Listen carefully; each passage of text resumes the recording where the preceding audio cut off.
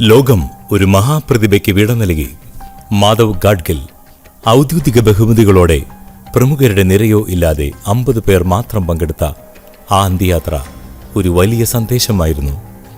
വിട്ടുവീഴ്ചകളില്ലാത്ത ഒരു പരിസ്ഥിതി പ്രവർത്തകന്റെ ജീവിതം അങ്ങനെ അവസാനിക്കാവൂ, അതും ലളിതമായ ഒരു മടക്കം. എന്നാൽ അദ്ദേഹം ബാക്കി വെച്ചുപോയ റിപ്പോർട്ടുകൾ ഇന്ന് നമുക്ക് മുന്നിൽ ഒരു നീറുന്ന സത്യമായി നിലകൊള്ളുന്നു.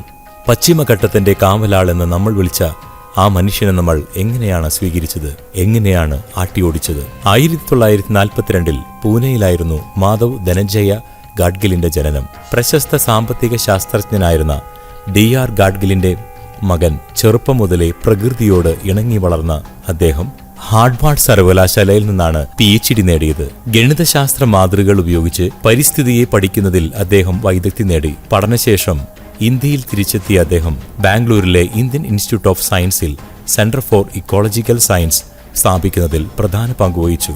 ഗാഡ്ഗിലിന്റെ ഗവേഷണങ്ങൾ വെറും ലാബോറട്ടറികളിൽ ഒതുങ്ങുന്നതായിരുന്നില്ല. അദ്ദേഹം ജനങ്ങൾക്കിടയിലേക്ക് ഇറങ്ങിച്ചെന്നു. ജൈവ വൈവിധ്യ രജിസ്റ്ററുകൾ, ഇന്ത്യയിലെ ഗ്രാമങ്ങളിൽ പ്രാദേശിക ജൈവ വൈവിധ്യം രേഖപ്പെടുത്തുന്ന പീപ്പിൾസ് ബയോഡൈവേഴ്സിറ്റി രജിസ്റ്റർ എന്ന ആശയം അദ്ദേഹം മുന്നോട്ട് വെച്ചു. ഇന്ത്യയിലെ പവിത്ര വനങ്ങളെക്കുറിച്ചും അവയുടെ പരിസ്ഥിതി പ്രാധാന്യത്തെക്കുറിച്ചും ആഴത്തിലുള്ള പഠനങ്ങൾ അദ്ദേഹം നടത്തി. പ്രകൃതി സംരക്ഷണം എന്നത് ജനങ്ങളെ പുറത്താക്കിയല്ല, മറിച്ച് ജനങ്ങളെ പങ്കാളികളാക്കിയാണ് നടപ്പാക്കേണ്ടതെന്ന് അദ്ദേഹം വാദിച്ചു. 2011 മാധവ് ഗാഡ്ഗിൽ പശ്ചിമഘട്ട പരിസ്ഥിതി വിദഗ്ധ സമിതിയുടെ റിപ്പോർട്ട് സമർപ്പിക്കുന്നത്.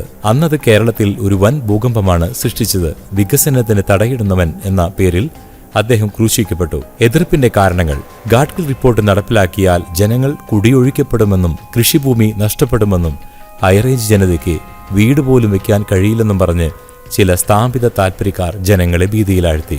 റിപ്പോർട്ടിലെ സാങ്കേതിക പദങ്ങളെ ദുർവ്യാഖ്യാനം ചെയ്ത് രാഷ്ട്രീയ പാർട്ടികളും ചില മതവിഭാഗങ്ങളും രംഗത്തു വന്നു. ഗാഡ്ഗിലിന്റെ കോലം തെരുവുകളിൽ കത്തിക്കപ്പെട്ടു. പ്രമുഖ രാഷ്ട്രീയ നേതാക്കൾ അദ്ദേഹത്തെ പരിസ്ഥിതി തീവ്രവാദി എന്ന് വിളിച്ചു.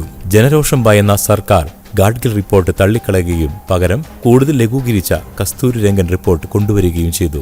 ഗാഡ്ഗിൽ അന്ന് ശാന്തനായി പറഞ്ഞു, നിങ്ങൾ ഇന്നത് തള്ളിക്കളയുമായിരിക്കും, പക്ഷേ പ്രകൃതിക്ക് അതിന്റെ കണക്ക് പുസ്തകമുണ്ട്. ഗാഡ്ഗിലിനെ നമ്മൾ അവഗണിച്ചു, റിപ്പോർട്ട് ചവറ്റുകുട്ടയിലെറിഞ്ഞു. എന്നാൽ 2018 കേരളം കണ്ടത് സമാനതകളില്ലാത്ത പ്രളയമായിരുന്നു. കുന്നിടിഞ്ഞും വയൽ നികത്തിയും നമ്മൾ കെട്ടിപ്പൊക്കിയ വികസന മാതൃകകളെ പ്രകൃതി ഒരൊറ്റ നിമിഷം കൊണ്ട് തകർത്തെറിഞ്ഞു.